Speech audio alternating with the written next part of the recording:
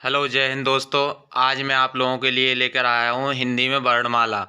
और ये ज़्यादातर UPSI REET R O UP TET C TET और ऑल कंपटीशन में आती हुई, यहाँ से हर तरह से क्वेश्चन बनता है। तो वर्णमाला में आप लोगों को बताऊंगा सारी डिटेल्स कि वर्णमाला में मतलब कैसे कैसे क्या होता है। और अभी तक आप लोगों ने मेरा चैनल सब्सक्राइब नहीं किया है तो अभी आप लोग मेरा चैनल सब्सक्राइब कर लें और बेल आइकन की घंटी दबा लें, जिससे कि मैं जब भी वीडियो डालूँ आप लोगों के पास मेरा नोटिफिकेशन पहुंचता रहे। तो चलिए चलते हैं, मेन टॉपिक पर बात करते हैं। हिंदी में आगे क्या है? वर्णमाला। वर्णमाला जो होती है, वर्णमाला वर्णों के वर्णों के व्यवस्थित समूह या समुदाय को वर्णमाला कहते हैं। ठीक है, ये वर्णों गलत लिख गई, यहाँ मिस्टेक हो गई होगी, यहाँ होगी वर्णों।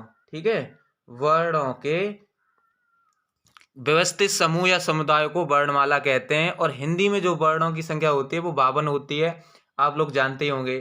ठीक है, अब हिंदी की बात करें, हिंदी में वर्णमाला दो भागों में बांटी गई है। ठीक है, दो भागों में कैसे कैसे बांटी गई? स्वर तथा दूसरा है व्यंजन। ठीक है, जो भाषा होती है आपकी, भाषा भाष धातु से ली गई है। ठीक है, भाषा तीन प्रकार से बोली जाती है: मौखिक, लिखित और सांकेतिक। ठीक है, मौखिक भाषा होती है जो हम भाषण देते हैं, वो मौखिक भाषा होती है। जैसे किसी इमला बोली किसी बच्चे को, तो वो क्या हो गई? मौखिक भाषा हो गई। और लिखित भाषा वो होती है जिससे हम हाथ से लिखते हैं। और सांकेतिक भाषा में हमारे वर्ण प्लस ध्वनि दोनों काम करते हैं सांकेतिक भाषा में। ठीक है, और नोट तरीके से मैंने दे रखे हैं अयुग्मा। ठीक है, अयुग्मा दे रखे हैं। अयुग्मा क्या है कि जो वर्णमाला हमारी होती है स्वर में, तो उसमें अयुग्मा दो होते हैं। तो स्वर तथा व्यंजन के बीच की इकाई को अयुग्मा कहते हैं। ठीक है, किसको कहते हैं? स्वर तथा व्यंजन के बीच की इकाई को अयुग्मा कहते हैं। जैसे अंगहा। ठीक है, जो ये साथ मिलकर नहीं चलते हैं। अंगहा, अंग की बिंदी जो होती है, ठीक है, अंगहा, तो इसको क्या होता है? इसे बोलते हैं अनुस्वर। अनुस्वार, ठीक है, जिसमें हवा केवल नाक से निकलती है। अंगा, अंग, अंग जैसे दिख रही होगी, जैसे बोलते हैं अंग, जंग, तंग।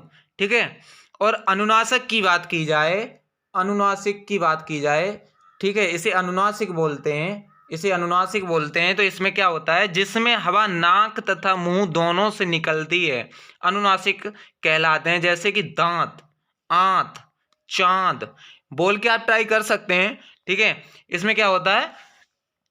नाक तथा मुंह से दोनों से हवा निकलती है, इसे अनुनासिक कहते हैं। ठीक है, अब बात करते हैं जो वर्ण स्वतंत्र रूप से बोले जाते हैं। ठीक है, वे स्वर क्या कहलाते हैं? स्वर कहलाते हैं। अब स्वर की जो डेफिनेशन है वो क्या है? जो वर्ण स्वतंत्र रूप से बोले जाते हैं वे स्वर कहलाते हैं। जैसे कि आ से लेके अंगा तक। ठीक है, आ ई उ ए ऐ ओ अ अंगा। ठीक है, अब ये आपके दो हट जाएंगे। ठीक है, दो हटने के बाद आपके रह जाएंगे 11। तो 2 4 6 8 10 और एक 11 आओ तक। आ ई उ ए ऋष ए ऐ ओ आओ। ठीक, ये रह जाते हैं आपके 11। जैसे स्वर पूछे जाएं कि स्वर कितने होते हैं, तो 11 होते हैं। और अगर वैसे वर्णमाला के अनुसार पूछे जाएं तो आपके 11 और 2 ये प्लस हो जाते हैं, तब आपके 13 हो जाते हैं। ठीक है, वैसे आपके 11 होते हैं, कहीं गलती ना करें। स्वर अगर पूछा जाए कि स्वर कितने होते हैं, तो 11 ऑब्जेक्टिव में 11 ऑप्शन दे रखा होगा, उस पर क्लिक करके आप राइट आंसर लगा सकते हैं। ठीक है, अब मात्रा की बात की जाए तो आपकी मात्रा होती है 10। ठीक है, ये जो छोटा आ होता है इसकी कोई मात्रा नहीं होती है, बाकी के रह गए आपके 10। ठीक, 10 की मात्रा होती है, आपकी मात्राएं होती हैं 10। ठीक है, अब बात करते हैं आगे। आगे स्वर के प्रकार। स्वर 3 प्रकार के होते हैं। ठीक है, स्वर 3 प्रकार के होते हैं। मैं पूरी आपको डिटेल बता दूंगा, इसमें वर्णमाला में एक एक पॉइंट बताऊंगा आप लोगों को। ठीक है, अब बात करते हैं स्वर। स्वर के प्रकार होते हैं 3 प्रकार से। ठीक है, मूल स्वर, ह्रस्व स्वर और दीर्घ स्वर। मूल स्वर को ह्रस्व स्वर भी बोलते हैं, और दीर्घ स्वर और प्लुत स्वर। ठीक है, और मूल स्वर में आपके आते हैं आ ई उ ऋष। ठीक है, ये होते हैं 4, इनकी संख्या होती है आपकी 4। ठीक है, दीर्घ स्वर में, मूल स्वर में जिसमें कम समय लगता है बोलते समय, वो क्या होते हैं? मूल स्वर कहलाते हैं। जैसे आ ई उ ऋष। ठीक है। अब दीर्घ स्वर जिसमें बोलते समय ज्यादा समय लगता है, जिस शब्द को बोलते समय ज्यादा समय लगता है उसे दीर्घ स्वर कहते हैं। जैसे आ, ई, उ, ए, ऐ, ओ, आओ। ठीक है, इस तरीके से ज्यादा समय लगता है उसे दीर्घ स्वर कहते हैं। और इसकी संख्या कितनी होती है? 7 होती है। ठीक, इनकी संख्या कितनी होती है? 7 होती है। अब प्लूत की बात करते हैं। प्लूत में आपके स्वर आ जाते हैं, जैसे ज्यादा प्लूत में होता है सबसे ज्यादा समय लगने वाला। ठीक है, जैसे हम बोलते हैं ओम, तो लंबे समय तक आवाज खिंच जाती है, उसे प्लूत स्वर कहते हैं। ठीक है, अयोगवा 2 होते हैं, मैंने अभी ऊपर बताया था आपको, अयोगवा 2 होते हैं। अयोगवा की संख्या ये दे रखी है। ठीक है, 2 होते हैं। अनुस्वार के लिए मैंने बताया था अभी, अनुस्वार के लिए ऊपर जो बिंदी लगी हुई होती है, ठीक है, इसमें आता है। और तथा विसर्ग होता है, इस तरीके से आता है। ठीक है, अब बात करते हैं स्वरों का वर्गीकरण। स्वरों का वर्गीकरण की बात करते हैं। ठीक है, स्वर का वर्गीकरण हम करते हैं कैसे कि मूल स्वर की बात करें तो मूल स्वर और हास्य स्वर भी बोलते हैं, ये इसकी संख्या ऊपर मैंने अभी 4 बताई थी। ठीक, अब दीर्घ स्वर की बात की जाए, इसकी संख्या मैंने अभी ऊपर 7 बताई थी। ठीक, दीर्घ संधि, अब दो, ये मूल स्वर और दीर्घ स्वर तो आपने पढ़े ही होंगे, पर इसमें एक क्वेश्चन और पूछ लिया जाता है, सजातीय स्वर किसे कहते हैं? ठीक है, इसे कहते हैं कि दीर्घ संधि स्वर। ठीक, अब क्वेश्चन आता है कि सजातीय स्वर कौन कौन से होते हैं? ठीक है, तो आप मिस्टेक ना करें, तो इसलिए मैंने इसमें लगाए हैं और ये जोड़े हैं, और ये ज्यादातर आते हैं सजातीय और विजातीय स्वर। ठीक है, इसलिए मैंने इसमें लिख रखा है, दे रखा है। ठीक है, अब बात करते हैं इसमें सजातीय स्वर की। सजातीय स्वर आ, ई, उ, इसकी संख्या 3 होती है। ठीक है, सजातीय स्वर की। और संयुक्त स्वर जो विजातीय स्वर होते हैं उनकी संख्या 4 होती है, ए, ऐ, ओ, आओ। ठीक है, इनकी संख्या 4 होती है आपकी। अब बात करते हैं आगे। ठीक है, अब आती है बात व्यंजन की। ठीक, व्यंजन क्या होता है कि व्यंजन जो वर्णों की सहायता से, जो वर्ण स्वरों की सहायता से बोले जाते हैं वो क्या कहलाते हैं? व्यंजन कहलाते हैं। ठीक है, व्यंजन आपके 6 प्रकार से होते हैं। वैसे व्यंजन 6 प्रकार के होते हैं, और कौन कौन से होते हैं? स्पर्शी व्यंजन जिसे कहते हैं हम स्पर्श व्यंजन, स्पर्शी या स्पर्श व्यंजन जो होते हैं आपके 25 होते हैं, का से लेके मां तक। ठीक है, उत्क्षिप्त व्यंजन और द्विगुण व्यंजन, ताड़नजात व्यंजन इन्हें बोलते हैं, वो उनकी संख्या होती है आपकी 2, ढ और ड। ठीक है, अनुनासिक व्यंजन प्रत्येक वर्ग का 5वां वर्ण होता है, जैसे अणा, ठीक, और ज्या, अणा, ना, म। ठीक, ये होते हैं, ये 5वां अक्षर जो होता है ये क्या होते हैं? अनुनासिक व्यंजन होते हैं। ठीक है, अंतस्थ व्यंजन की बात की जाए, अंतस्थ व्यंजन आपके 4 होते हैं, या रा, ला, वा। ठीक है, अब बात करते हैं ऊष्म व्यंजन एवं संघर्षी व्यंजन। ठीक, ऊष्म व्यंजन एवं संघर्षी व्यंजन आपके होते हैं 4, स, श, ह। ठीक है, और संयुक्त व्यंजन की बात की जाए, संयुक्त व्यंजन भी आपके 4 होते हैं, छत्र, ज्ञ, स्र। ठीक है, छत्र, ज्ञ, स्र। अब वर्णमाला के बारे में मैं आपको पूरी डिटेल बताऊंगा, व्यंजन के बारे में पूरी डिटेल बताऊंगा। ठीक है, आगे क्या है? आगे देखते हैं वर्ग। वर्ग की बात की जाती है कि वर्ग क्या होता है। वर्ग होता है आपका, जैसे कि का वर्ग, च वर्ग, टा वर्ग, पा, ता वर्ग, पा वर्ग। ठीक है, क, च, ट, त, प, इसे आप याद कर सकते हैं, क, च, ट, त, प। ठीक है, इसमें क्या होता है? इसमें ये वर्ग दे रखे हैं, का वर्ग, का की लाइन आगे है तो का वर्ग, चा की लाइन है तो चा वर्ग, टा की लाइन है तो टा वर्ग, और ता की लाइन है तो ता वर्ग, पा की लाइन है तो पा वर्ग। ठीक है, का, चा, टा, ता, पा, इस तरीके से आप याद कर सकते हैं। ठीक है, अब इसमें दे रखे हैं पहला अक्षर, दूसरा अक्षर, तीसरा अक्षर, चौथा अक्षर, 5वां अक्षर। ठीक है, ये दे रखे हैं। अंतस्थ व्यंजन में अभी मैंने ऊपर बताए थे आपके। अब ये बात की जाए स्पर्श व्यंजन। ठीक है, स्पर्श व्यंजन की बात की जा रही है तो का से लेके मां तक होते हैं। कितने होते हैं? 25। अभी मैंने बताया था, ऊपर देख सकते हैं आप, ये बताए हैं स्पर्श व्यंजन आपको 25 बताए हैं। ठीक, 25 बताए हैं। और अनुनासिक व्यंजन प्रत्येक वर्ग का 5वां अक्षर, 5वां अक्षर आपका ये होता है। ठीक, 5वां अक्षर ये होता है आपका अणा, और यहाँ एक अणा रह गई है लिखने के लिए, ये अणा होती है। ठीक, अणा, ना और मा। ठीक, ये 5वां अक्षर होता है। अब बात करते हैं नीचे। ठीक है, इसमें मैं आपको पूरी डिटेल बताऊंगा।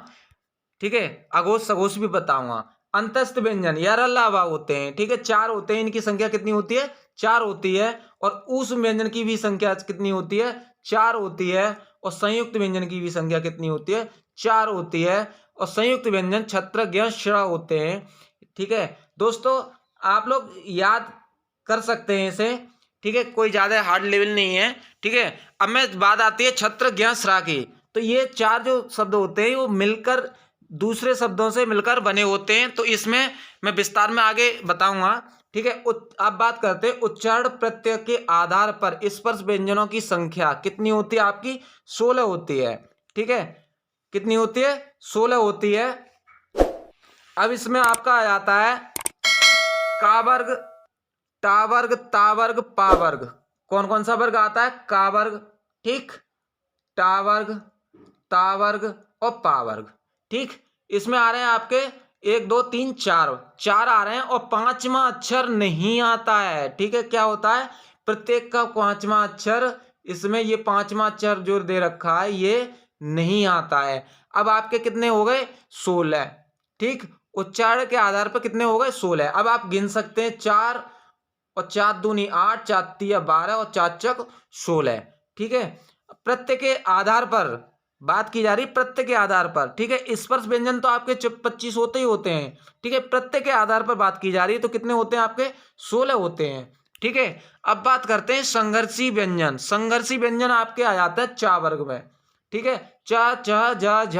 अब बोलते समय जिसमें संघर्ष करना पड़ता है, समय लगता है, उसे क्या कहते हैं, संघर्षी व्यंजन कहते हैं। ठीक है, अब बात करते हैं उत्क्षिप्त द्विगुण और ताड़न जात। ठीक, उत्क्षिप्त द्विगुण ताड़न जात की बात करते हैं तो ये जो अलग दे रखे हैं मैंने, अड़ा और ढा, ये होते हैं आपके दो। ठीक है, ये आपके दो होते हैं। ठीक है, अब बात करते हैं आगे। अब क्या होता है, काकल्य व्यंजन। ठीक है, काकल्य व्यंजन की बात की जाए तो काकल्य व्यंजन में आपका हा हल आएगा। ठीक है, हा, काकल्य व्यंजन में आपका हा आएगा। और अर्ध स्वर की बात की जाए तो अर्ध स्वर में या और वा आएगा। ठीक है, अर्ध स्वर की बात की जा रही है तो अर्ध स्वर में क्या आएगा आपका, या और वा। ठीक है, अब बात की जा रही है अब बात करते हैं हम लुंठित एवं लुंठित व्यंजन, प्रकंपित व्यंजन। ठीक है, लुंठित एवं प्रकंपित व्यंजन क्या होता है, रा होता है। रा बोलते समय रा रा, जीभ ऊपर नीचे जो पलट जाती है उसे क्या कहते हैं, लुंठित कहते हैं। ठीक है, पार्श्विक व्यंजन भी कहते हैं, पार्श्विक व्यंजन, पार्श्विक व्यंजन भी हम रा बोलते हैं। लुंठित, प्रकंपित और पार्श्विक आपका एक ही होता है, क्या होता है, रा होता है। ठीक है, संघर्षी व्यंजन, संघर्ष करने वाले, स श ह। ठीक है, संयुक्त व्यंजन छत्र ज्ञ स्रा। अब बात करते छत्र ज्ञ स्रा किस किस से मिलके बने हैं, वो मैंने आपको अभी मैंने कहा था कि मैं बताऊंगा। ठीक है, अब देखते हैं छत्र ज्ञ स्रा की बात। तो जो छ है, ठीक है, ये मिला। अब बात पहले करते हैं त्र और ज्या की बात। ठीक है, तो क्या होता है, त्र बोलते समय त त्र त्र बात आ रही है ना, तो ता और रा मिलकर क्या होता है, त्र होता है। और ज्ञा की बात की जाए, ज्ञा की बात की जाए तो क्या होता है, ज्य। ठीक है, ज्य। इस तरीके से ये अणा होती है। ठीक है, ये अणा होती है, इसमें ये मिस्टेक हो गई है थोड़ी सी, ये वाली अणा होती है इस पे, तो ये ज्य हो जाता है। ठीक है, अब स्र की बात की जाए तो स्र स्र स्र। ठीक है, तो बोलते समय भी सा और रा की आवाज आ रही है तो इसका ध्यान रखना, ये सा और ये वाला रा होता है, स्र हो जाता है। और छ की बात की जाए तो इसको याद रखना पड़ेगा, ये दो आपको याद रखने पड़ेंगे, बाकी की ये तो दो आप बना ही सकते हो। ठीक है, त्र और ज्ञ बोलते समय भी आपका त्र त और रा आ रहा है और ज्ञ ज्य ज और आ रहा है। ठीक है, और अब बात करते छत्र ज्ञ स्रा। ठीक है, अब बात करते हैं छा की। ठीक है, तो इसमें क्या आता है, क और श। ठीक है, इसको याद आपको करना पड़ेगा। ठीक है, अब बात करते हैं इसमें एक बात और कर लेते हैं, ठीक है। ऊपर आपको देख लेते हैं कि आप लोग कहेंगे कि इसमें आपने बताया नहीं, ठीक है। मैं अब बताता हूँ, अभी थोड़ा इसे पूरा कर लेते हैं, उसके बाद बताता हूँ, ठीक है। अब बात करते हैं प्राण तत्व के आधार पर वर्णों का वर्गीकरण। वर्णों का वर्गीकरण, ठीक है। अभी मैंने बताए थे, ऊपर संख्या दे रखी थी 1 2 3 4 5, ठीक है। ये संख्या दे रखी थी। तो इसमें आता है अल्प प्राण, प्रत्येक वर्ग का पहला, तीसरा और पांचवा। पहला, तीसरा और पांचवा वर्ण सभी अंतस्थ व्यंजन तथा सभी स्वर अल्प प्राण के अंतर्गत आते हैं, ठीक है। अब बात करते हैं पहला और तीसरा और पांचवा कौन कौन सा है, ठीक है। तो ऊपर देख लेते हैं, इसमें दे रखा है पहला, तीसरा और पांचवा। तो का और गा और अणा, ठीक।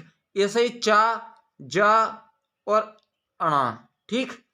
टा, डा और अणा, ता, दा और ना, पा, बा और मा, ठीक। ये पहला, तीसरा और पांचवा अक्षर होता है, ठीक है। अब बात करते हैं आगे, ठीक।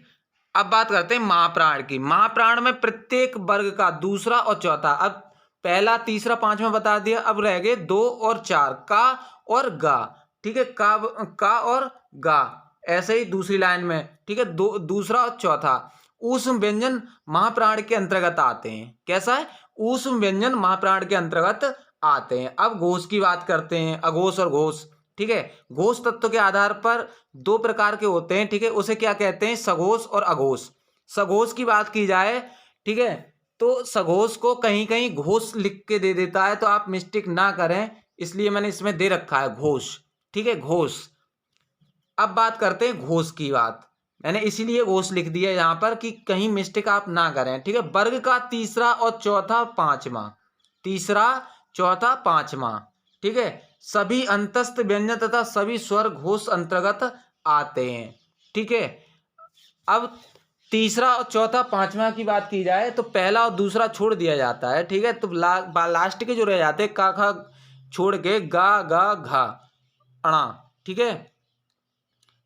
अब क्या क्या रह गया? गा घा अणा, 3 रह गए, ठीक है। 3 4 5 इसकी बात की जा रही है। अब बात करते हैं हा की भी। तो ये नोट में मैंने इसलिए दे रखा है क्योंकि हा भी घोष के अंतर्गत आता है, ठीक है। हा क्या आता है? घोष के अंतर्गत आता है, सघोष जिसे बोलते हैं, ठीक है, सघोष के अंतर्गत आता है। अब अघोष की बात की जाए, ठीक, दूसरे नंबर की बात की जा रही है अघोष की। तो अघोष के प्रत्येक वर्ग का, अघोष में प्रत्येक वर्ग का जो का चा टा ता पा मैंने जो वर्ग बताए थे, उसमें पहला, दूसरा व्यंजन एवं ऊष्म व्यंजन स श हा, वो श श श 3 होते हैं, ठीक है, अघोष के अंतर्गत आते हैं, ठीक है।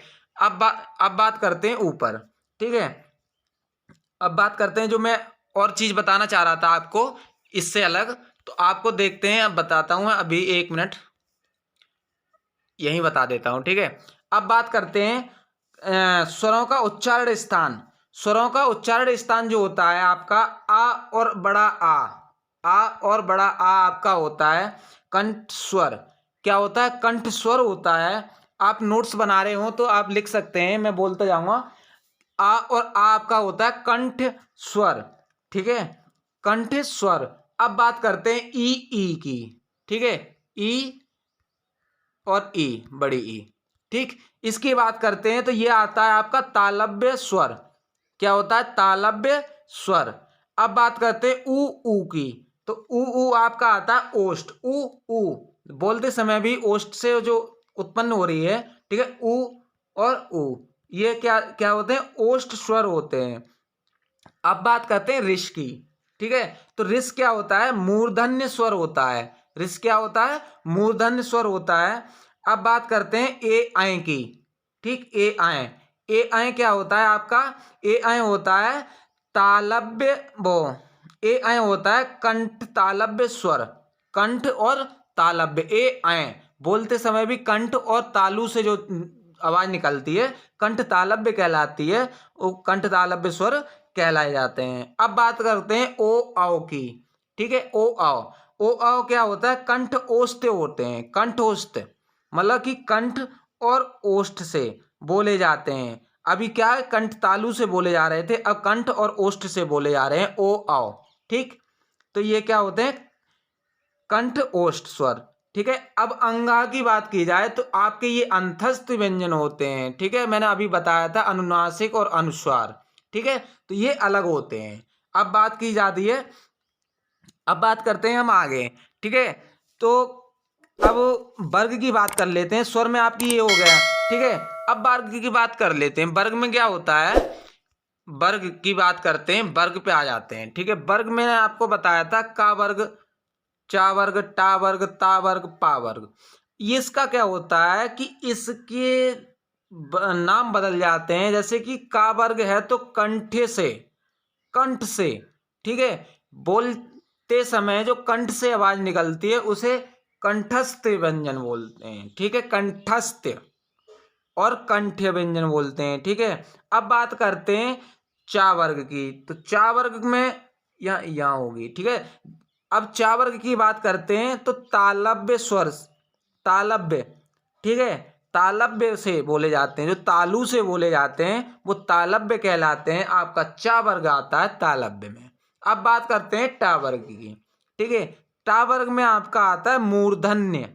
मूर्धन्य मतलब कि मुंह के द्वारा, मूर्धन्य जो मुंह, जैसे कि कंठ से आवाज निकली, फिर तालु के पास आई, तालु के बाद मुंह में आवाज आई, मुंह में आवाज आने के बाद मुंह में आपका टा वर्ग आ जाता है। और ता वर्ग की बात की जाए तो ता वर्ग आ जाता है आपका दांत के पास, तो दंत से बोलते हैं, इसे दंत से। ठीक है, अब पा वर्ग की बात आ जाए तो ये आपका आ जाता है ओठ से। ठीक है, ओट्स मतलब कि ओठ से आ जाता है, तो इसे ओष्ठ व्यंजन कहते हैं, ओष्ठ व्यंजन। ठीक है, इस वर्ग को आप याद कर सकते हैं। तो क्या है कि अपने आप पर लेकर, अपने आप में लेकर क्या है, जैसे आपका ये कंठ है। ठीक, ये कंठ है, यहाँ ये बना हुआ है। ठीक है, यहाँ कंठ है आपका, मानते हैं ये मुंह है। ठीक है, यहाँ कंठ है। ठीक है, कंठ से आपकी आवाज निकली। ठीक, तालु पे आवाज पहुंच गई। आवाज तालु पे पहुंचने के बाद आपकी मूर्धन्य मतलब कि मुंह के अंदर आवाज पहुंच गई। मूर्धन्य के बाद आपके दांत पर आवाज आ गई, दांत के बाद आपकी ओष्ठ पर आवाज आ गई। तो क्या हो गया, कंठ, तालव्य, मूर्धन्य, दंत और ओष्ठ। ठीक है, इस तरीके से वर्ग ये आपके हो जाते हैं। अनुनासिक व्यंजन की बात की जाए तो अनुनासिक व्यंजन भी मैंने बताए थे आपको। पांचवा अक्षर क्या होता है, अनुनासिक व्यंजन होता है। इसमें अणा और यहाँ ये कणा ये होती है, और ये अणा और ना और मा। ठीक है, ये 5 होते हैं आपके अनुनासिक व्यंजन कहलाते हैं। अभी मैंने आपको बताया भी था प्रत्येक वर्ग का 5वां वर्ण होता है। ठीक है, ये कितनी संख्या होती है इसकी, 5। ठीक है, इस पर सी मैंने आपको बताई दिए 25 होते हैं, का से लेके माँ तक। अंतस्थ व्यंजन मैंने आपको बताई दिए, यार अलावा 4 होते हैं। और ऊष्म संघर्षी व्यंजन आपके श 4 होते हैं, संयुक्त व्यंजन आपके भी 4 होते हैं। ठीक है, अब बात करते हैं हम, इसमें क्या होता है कि अल्प प्राण और महाप्राण की भी बात मैंने बता दी आपको।